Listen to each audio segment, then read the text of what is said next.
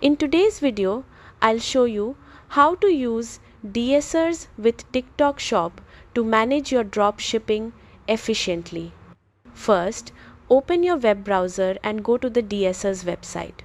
Log in with your account credentials or sign up if you don't have one yet. Once logged in, you'll see the platform selection page. Click on TikTok or TikTok US, depending on your region. A pop-up will appear. Click Install to link your DSers account with your TikTok shop. You'll be redirected to the TikTok login page. Enter your credentials carefully and click Login. TikTok will then ask for permissions to integrate with DSers. Click Authorize to allow full functionality. Now, back in DSers, browse products from linked suppliers like AliExpress and import the ones you like to your import list.